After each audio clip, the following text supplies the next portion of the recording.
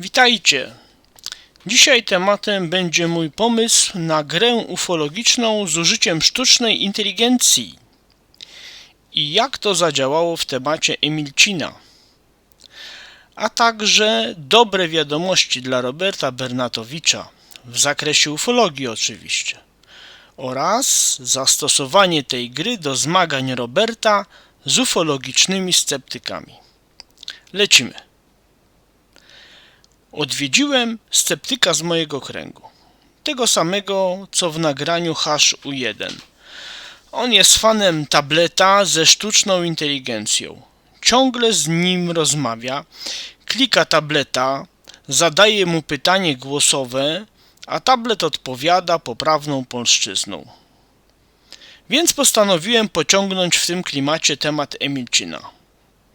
Poprosiłem Gemini'a, czyli sztuczną inteligencję w jego tablecie, aby przedstawił 5 wiodących hipotez wyjaśniających wydarzenie w Emilcinie wraz z prawdopodobieństwem trafności hipotezy. Na początku mojej zabawy ze sceptykiem Gemini na pierwszym miejscu postawił hipotezę mistyfikacji socjotechnicznej, czyli znaną wszystkim absurdalną hipotezę hipnozy. Tablet dał jej aż 45%. W innej sesji z Gemini'em, którą odtworzyłem w domu po przyjściu, AI dało jej nawet aż 65%. Czyli tu się potwierdza ocena Roberta Bernatowicza, że absurdalna hipoteza o hipnozie bardzo zaszkodziła Emilcinowi. Po prostu ta bzdura jest ugruntowana mocno w świadomości internetowej, nazwijmy to. Dlatego Robert Bernatowicz tak mocno reaguje na książkę z hipotezą o hipnozie. Ci, co śledzą temat, wiedzą, że są ostre wypowiedzi Roberta na ten temat i mu się nie dziwię. Tu Robert ma pełne moje poparcie. Ja bym nigdy tej książki nie kupił dla zasady. Zasady moralne. Syn Wawrzonka ocenił ją trafnie, czyli podsumował od strony moralnej. I tutaj to, że ufolodzy ją tak kupują, a czasami chwalą, że on coś tam zrobił, moim zdaniem trochę się kompromitują ci ufolodzy, którzy widzą tam pozytywną stronę jakiegoś tam jego śledztwa czy coś. Większy umiar bym im zalecił. Widzimy, jak internet jest przeżarty tymi bzdurami o hipnozie. Sam fakt istnienia tej książki naczelnego sceptyka Emilcińskiego oraz fakt, że tak wiele osób uwierzyło w ten absurd, czyli tych sceptyków. Oni to po prostu się jak tonący brzytwy się chwyta, tak oni się tej hipnozy chwycili i trzymają się jej kurczowo. Nawet nie wiedzą, o co za bardzo chodzi, ale wierzą w to po prostu jakby to ich ratowało, ich obawy przed kosmitami. I jeszcze jest ten zapis w Wikipedii. To wszystko powoduje oddziaływanie na Gemini'a, bo Gemini w dużej mierze w pierwszym podejściu czerpie informacje z opinii, z internetu, i oczywiście to też ma swoją ideologię sceptyczną. To jest naukowe narzędzie, więc on musi być, bo i tak halucynacje ma sztuczna inteligencja, więc jakby jeszcze faworyzowała nienaukowe podejście, to już by wtedy nikt z niej może nie chciał prawie korzystać. Jeszcze przy okazji tej podkreślam i przypominam, że ja mam z Robertem Bernatowiczem elementy łączące nas oraz elementy różniące. Różni nas wiara w reinkarnację, Sai Babę, kosmitów buddystów, awatarów i te ich jakieś sztuczki z jajkami, na przykład złotymi, czy tam proszkami Djibouti, czy jakieś inne cyrki, Messerschmitty. W poziomy duchowe planet to nas też różni, wiara w żyjącą Ziemię, że to co Robert tam wymyśla, że Ziemia nas tutaj sprowadzi asteroidę, wibracje planet, że my mamy niską wibrację, jakbyśmy podwyższyli wibrację, to byśmy dłużej żyli, no jakieś takie, no bzdury jak dla mnie. W ezoteryczną duchowość, no to nas też różni, no bo sam Robert, odnoszę wrażenie, że on się zalicza do ezoteryki, a ten jego katolicyzm to jest, no to jest taki na papierze, a nie duchowo. On się duchowo nie jest katolikiem duchowo, ponieważ głosi teorie sprzeczne z religią katolicką, czyli reinkarnacja, wiara w Sai Babę, no to już w ogóle jakby się papież dowiedział o tym, w co on wierzy, to myślę, według mnie, mógłby go ekskomunikować, tylko że może papieżowi się nie chce ekskomunikować, no bo co się będzie użerał z jakimś tam Robertem Bernatowiczem. To nie ma sensu. No i to nas różni. Czyli tym podobne bzdury. I o tym wszystkim dużo mówiłem w ostatnich nagraniach, więc zachęcam do słuchania. Natomiast łączy mnie i Roberta Bernatowicza sprawa Emilcina. Po prostu ja uważam, że to jest 100% dowód na kosmitów. Nie szkodzi mi to, że on jest najpowszechniejszy, że były o nim filmy, że niektórzy mówią, że on został, ten Emilcin został był forsowany przez media, tak, przez telewizję i dlatego on jest znany, a inne są lepsze. No to jest nieprawda. On jest znany i tak poważany dlatego, że jest po prostu dobrze przebadany przez Blanie Bolnara i jest po prostu rzeczywistym wydarzeniem, które trudno podważyć. No nie da się go podważyć. Dlatego jestem fanem Emilcina i nie tylko, że fanem, ale jestem specjalistą od Emilcina. Zrobiłem już 6 nagrań o Emilcinie. I to jest 7, poniekąd 7, bo ono dotyczy Emilcina, chociaż trochę obok, ale jednak dotyczy Emilcina. Jednak, jak widać, Robert Bernatowicz nie docenia mojego wsparcia, bo mnie blokuje na swoich kanałach. I jego wielbiciele, zaprzyjaźnieni youtuberzy też mnie blokują na swoich kanałach. Domyślacie się dlaczego i domyślacie się pewnie, jak to się dzieje, że oni mnie blokują. Bo ja się też domyślam. No to jest sprawa oczywista tutaj. Wiele kropek do połączenia nie ma. Ale wróćmy do sztucznej inteligencji. No więc skończyliśmy na tym, że było tam Gemini dał 65%, temu absurdalnemu 45%, no w pojedynku z tym sceptykiem to 45 na początku dał startowo tej hipotezie o hipnozie. Natomiast hipotezie pozaziemskiej Gemini dał tylko 10%. No, w innej sesji, jak sobie powtarzałem to w domu już bez tych głosowych i na komputerze, to dał 15 na starcie. Czyli no, te procenty oczywiście to są przybliżone, bo tutaj Gemini uwzględnia właśnie te wszystkie oddziaływania, czyli wszystkie wymiany zdań poprzednie, kontekst i tak dalej, prawda? Więc to są jakieś tam tutaj różnicę 5% to w ogóle nie ma co na nie patrzeć, bo to jest taka oczywista różnica.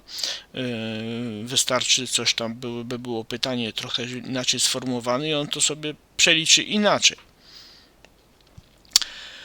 Czyli na początku miała ona bardzo mało, ta hipoteza pozaziemska.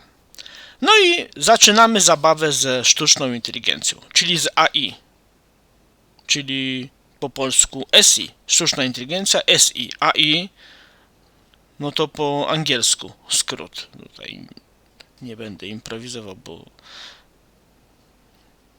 nie pamiętam dokładnie. Tylko trzeba ją pilnować, tę sztuczną inteligencję, żeby się nie podlizywała, bo ona ma tą cechę, że kto do niej powie, to ona stara się go zaspokoić emocjonalnie. Ten powiedział, no to ja mu będę kadzić, bo tak jest zrobiony tak w ogóle działa ten generator mowy, jakby czy tam analizy mowy i on też i na to jest ukierunkowany, czyli na to jakby nagadanie, no a żeby było gadanie, no to on musi, co mu nie powiesz, no to on cię tak trochę chwali, oczywiście jak nie, że zawsze mówi nieprawdę, tylko stara się być grzeczny wobec rozmówcy. I dlatego trzeba przypominać w prawie każdej iteracji takiej zabawy, że sztuczna inteligencja ma się nie podlizywać, ma obiektywnie przeglądać w każdej iteracji całą argumentację dotychczasową, żeby ta suma prawdopodobieństw hipotezy ma dawać 100%, czyli żeby on, jak ktoś doda hipotezę jakąś, to żeby on nie ją traktował w oderwaniu i tam jej dał 90%, bo już mu się spodobała sztucznej inteligencji, tylko żeby ją cały czas wpasowywała w ten ranking, załóżmy 5 czy 7, jak kto chce, tych analizowanych hipotez najlepszych, żeby to był po prostu cały czas w tym rankingu, żeby suma dawała 100%. I żeby nie była zbyt rozwlekła w swych wywodach, bo Gemini, jak czasem ten na tablecie, to gada i gada i gada, no po prostu 10 minut potrafi gadać non-stop i trzeba go kontrolować. Najlepiej mu jakieś limity wymuszać na długość jego odpowiedzi. No więc po tym startowym położeniu, ustawieniu tych hipotez, ja podałem pole position, tak? To się chyba w wyścigach nazywa. Ja zacząłem pierwszą argumentację, czyli pierwszy ruch był mój. No więc ja wziąłem na widelec absurd o hipnozie. No, czyli ten, który nam najbardziej, osobom znającym się na temacie, najbardziej przeszkadza, że ludzie wierzą w taki absurd. Przedstawiłem jedynie kilka argumentów, takich po prostu, no, które chodzą mi tam po głowie, ale tak po prostu pod wpływem emocji. Kilka argumentów mu przedstawiłem i Gemini od razu po moich argumentach zmniejszył prawdopodobieństwo hipnozy z 45 do 5%, czyli po prostu powiedział mi, faktycznie zgadzam się z tobą, że biorąc pod uwagę to i to w ogóle to jest niemożliwe. No i dał te 5%. A jednocześnie od razu hipoteza ETH, no może po tym, że widział, że ja jestem zwolennikiem tej hipotezy, może to odczuł, a może nie, bo może od razu to się wykluczają, bo to są wiodące dwie hipotezy, no więc to jest zrozumiałe. Czyli hipotezie pozaziemskiej podniósł prawdopodobieństwo z 10 do 40%. Następnie sceptyk który się mało zna. On jest, ten sceptyk, generalnie jest mocno wierzący. I jemu się religia jak on sam to mówi, mu się nie spina z kosmitami. Ja mu tłumaczę, że tu nie ma problemu, że mi się na przykład wszystko spina. Też jestem katolikiem i mi się religia spina z kosmitami, jemu się nie spina.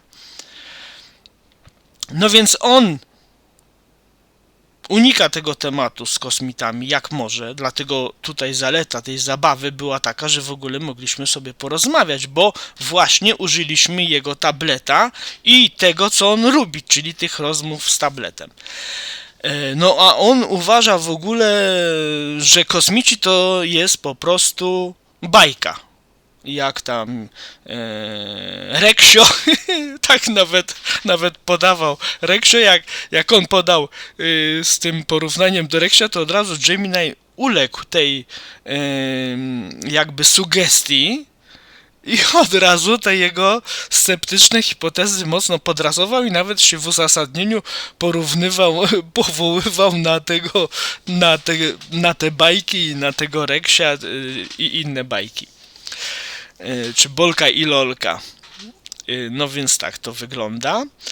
No i sceptyk nie brnął w tą hipnozę, bo on się na tym nawet nie zna.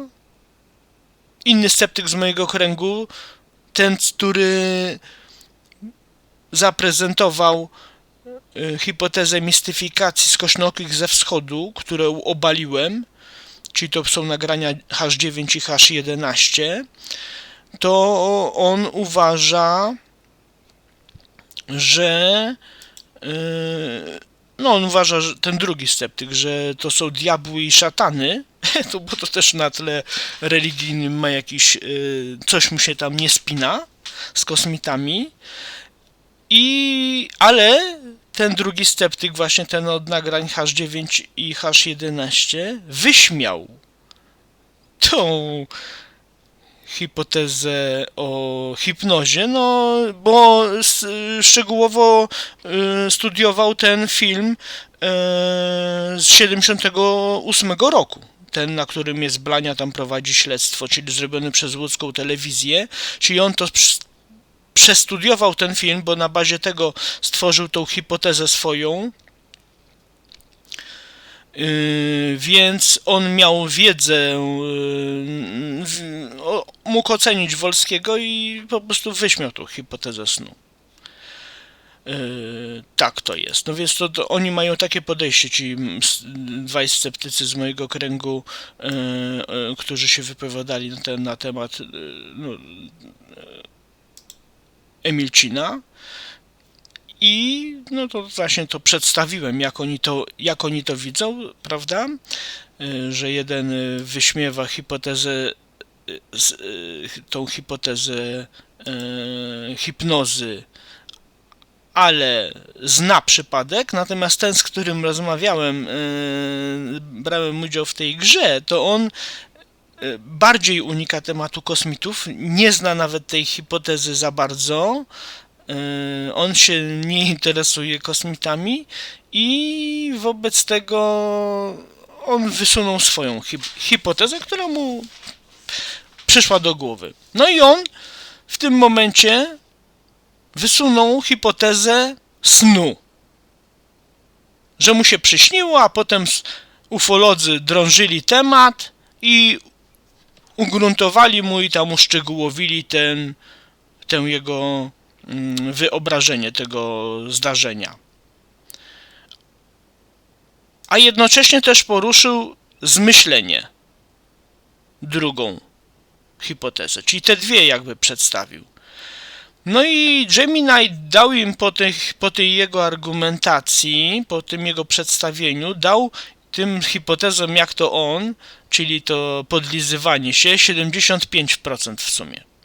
No i następne były kolejne wymiany argumentów, ja zbijałem podważałem te hipotezy snu i te zmyślenia. no i oczywiście inne jakieś, inne niż pozaziemska. I po tej wymianie ciosów wielokrotnej, czyli wymianie tych argumentów, hipoteza pozaziemska po tych różnych wzlotach i upadkach zakończyła pojedynek na 75%, czyli zwyciężyła.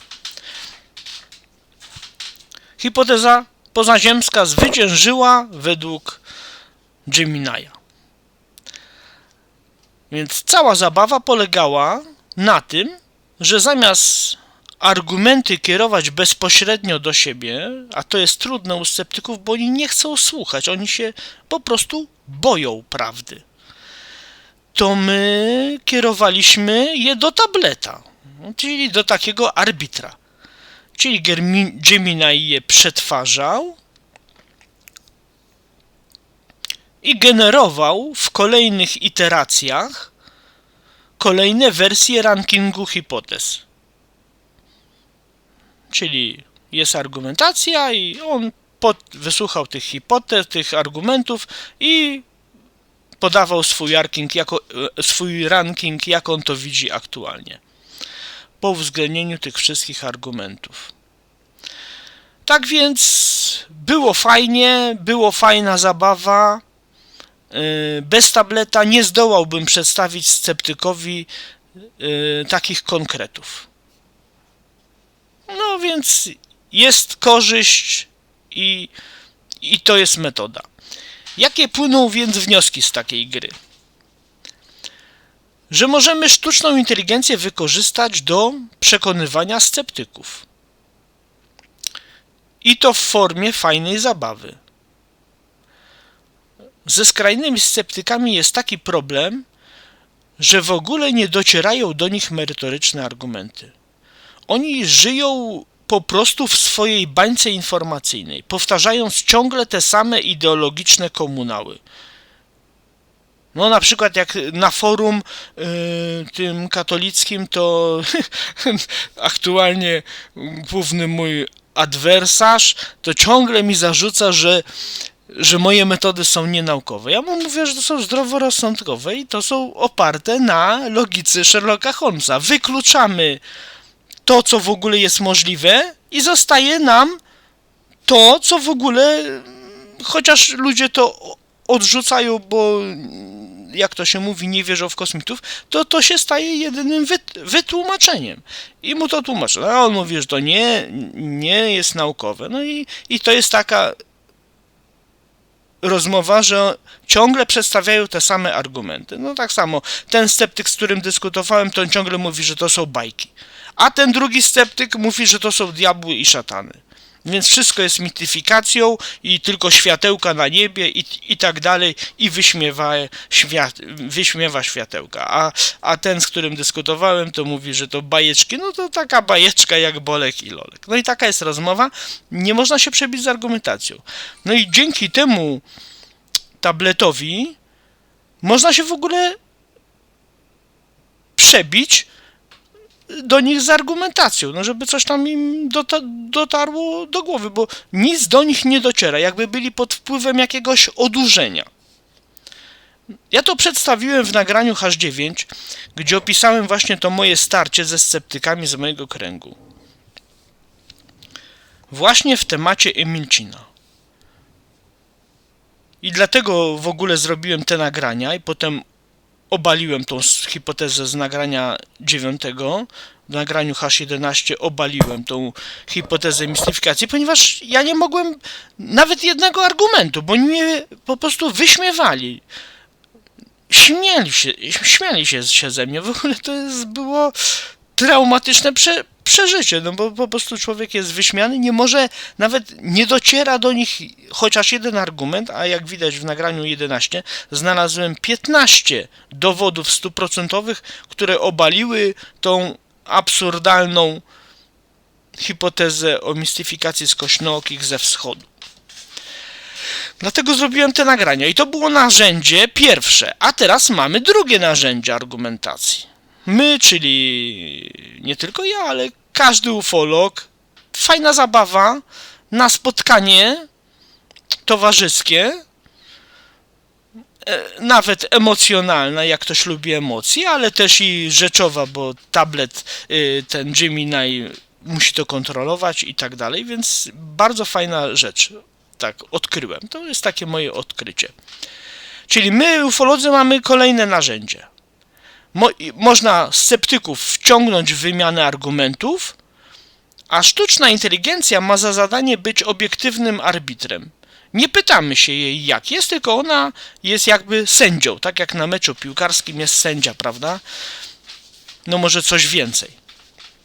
Taki specjalista, sędzia, coś takiego, prawda? No, czyli ocena, jego merytoryczną ocenę argumentacji przedstawia.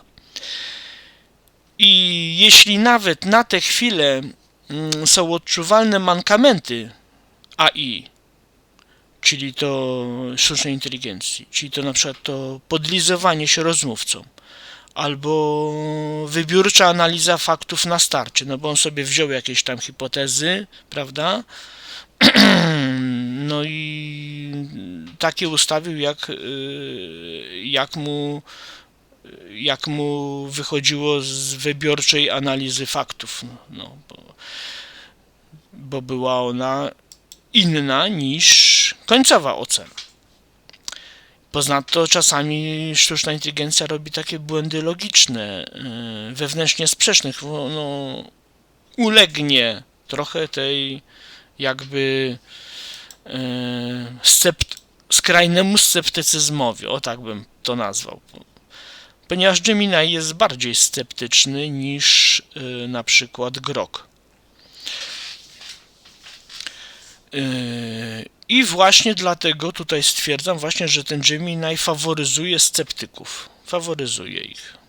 No to trzeba się trochę, załóżmy, postarać, ale wszystko jest do zrobienia. Ale przecież widzimy ciągle postęp w tej dziedzinie, bo z każdym miesiącem ta sztuczna inteligencja jest lepsza. To nawet mi mówi ten rozmówca, który tam rozmawia na tablecie z nim i mówi, że tam ciągle są te upgrade'y i ona jest coraz lepsza z każdym miesiącem. Czyli będzie coraz lepiej pod tym względem. Ona będzie coraz lepszym arbitrem w dyskusji. I wydaje mi się, że jak jest taka zabawa, to ci sceptycy bardziej przemyślą argumentację, która została przeanalizowana przez sztuczną inteligencję, ponieważ no, chociaż wiedzą, że ona tam ma halucynacje i tak dalej, to jednak wierzą jej i sami z nią rozmawiają w ogromnej ilości. W ogromnej ilości sceptycy rozmawiają ze sztuczną inteligencją, więc wierzą jej, czyli jak ona daje, jak to nazwę, imprimatur, tak, to zaczerpnięte z religii katolickiej, to słowo, prawda, na te argumenty, to wtedy oni bardziej te argumenty przyswoją, ponieważ widzą, że to nie są takie całkiem bajki, jeżeli sztuczna inteligencja ulega tym argumentom. Czyli bardziej zaufają tym argumentom, jeżeli w ogóle zaufają. One dotrą do nich. I teraz na przykład Robert Bernatowicz może na gruncie towarzyskim spotkać się znowuż z tymi ulubionymi swoimi sceptykami rowerzystami z tego kanału Stwór jakiś tam i przekonywać ich do spraw ufologicznych, bo sam stwierdził, że coś mu się tam no nie za bardzo to poszło z nimi, bo oni są, jakby to się mówi, wodoodporni, prawda? Czyli argumentoodporni. No i teraz jak on sobie z nimi przy kawce i herbatce usiadł, ma tych tabletów kilka, jakby sobie przy tym tablecie rozmawiał właśnie z nimi, że niech oni te swoje argumenty podają i on będzie podawał, no i wtedy zobaczymy, jaki będzie wynik. Może wtedy Może wtedy ta sztuczna inteligencja stwierdzi, jeśli nie teraz, to za kilka miesięcy na przykład, że oni nie mają racji. Czyli, że może przekonywać ich do tego przypadku z lotnictwa, czy tam kuter rybacki, czy tam inne te swoje ulubione przypadki ufologiczne, podkreślam, żeby Robert Bernatowicz z nimi dyskutował na tematy ufologiczne. Nie udowadniał reinkarnacji i kosmitów buddystów, bo polegnie na tych fejkach. Polegnie na tych fejkach. Niech nie próbuje, niech nie miesza reinkarnacji i tych swoich kosmitów buddystów, tych swoich wierzeń, bo to są jego wierzenia, niech nie miesza tego z ufologią, bo to nie jest dobre dla ufologii.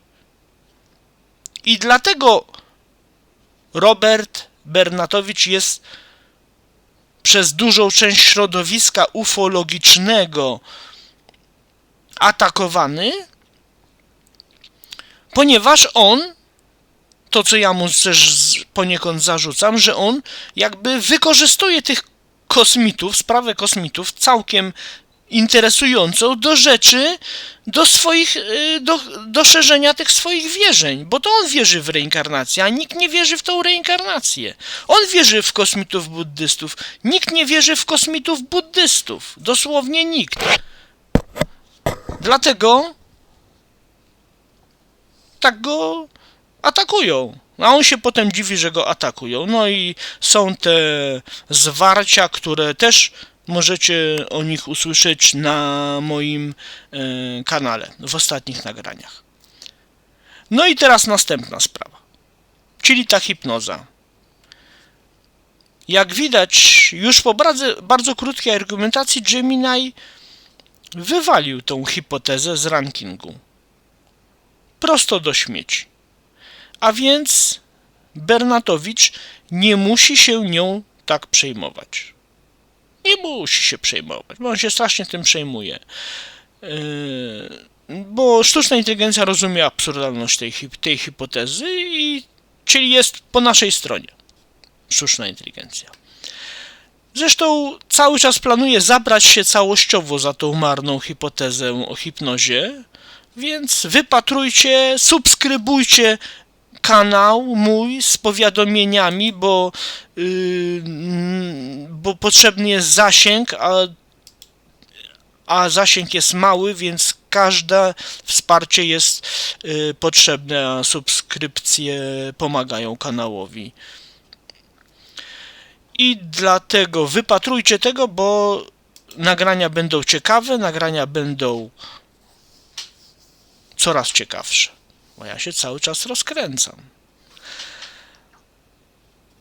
No, co tu jeszcze można powiedzieć? Można powiedzieć, że tą sztuczną inteligencję, czyli taką zabawę, mogą też wykorzystać w podobnej potyczce. Można jeszcze wykorzystać do sporów między różnymi koncepcjami ufologicznymi. Czyli zwolennicy ufologii na gruncie towarzyskim, bo tu jest potrzebny grunt towarzyski, no bo inaczej się nie da. Tu musi być, że się przy tablecie są różne strony fizycznie, prawda? Czyli to jest na spotkaniu, na gruncie towarzyskim musi być. Czyli zwolennicy ufolodzy mogą, ufologii mogą na przykład ścierać swoje hipotezy, tak jak w debatach ufologicznych, prawda? Na różnych kanałach ufologicznych są debaty, były debaty i tam się ścierały poglądy, prawda? No i tam po prostu każdy przedstawiał swój pogląd, no i każdy był jakby prawie równouprawniony i każdy sobie wierzył w co chce, a tutaj można właśnie zrobić ten krok naprzód, żeby sztuczna inteligencja to weryfikowała i to sortowała od najważniejszych do najmniej ważnych. No tak trzeba zawsze dać sortowanie, żeby podawała ten ranking od najważniejszych do najmniej ważnych. Czyli możemy tu się pojedynkować na wyjaśnienie konkretnych przypadków, jak to można wyjaśnić, przypadki ufologiczne, albo w ogóle koncepcja zjawiska UFO, takie starcie, prawda, czyli to jest ten, można powiedzieć, jeden z głównych sporów w ufologii. Jeszcze można powiedzieć, że taki ja mam pogląd, że być może, że ta właśnie sztuczna inteligencja jest przyczyną tego ujawnienia sprawy kosmitów, bo po prostu ci analitycy, jakiś tam wojskowi, rządowi wiedzą, że nie da się dalej ukrywać tej sprawy, no jak mamy tą sztuczną inteligencję. Bo ona będzie o tym mówić, ona będzie mówić, jak ona to widzi, prawda? Analizując wszystkie fakty. I po prostu się nie da. A ona będzie coraz lepsza. I to może być właśnie przyczyną tego ruchu Disclosure.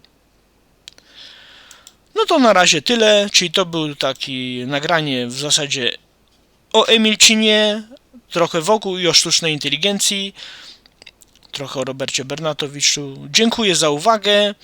Zachęcam do lajkowania, komentowania, udostępniania moich nagrań, szczególnie do tych osób, którym cokolwiek chociaż się to podobało, to nagranie, bo potrzebny jest rozwój kanału, potrzebny jest zasięg, żebyśmy, no jakby ci, co się ze mną zgadzają, żeby nasze poglądy się przebijały. Mówmy, że ja się tym zajmuję, a pewnie poglądy, taką wizję, jaką ja przedstawiam, ma wielu, a jeszcze więcej osób może mieć taką wizję tego wszystkiego, więc musimy się przebijać, bo nas zjedzą ci paranormalni, nas zjedzą ci ezoterycy, musimy walczyć, musimy się przebijać, zasięgi są potrzebne. Dziękuję za uwagę.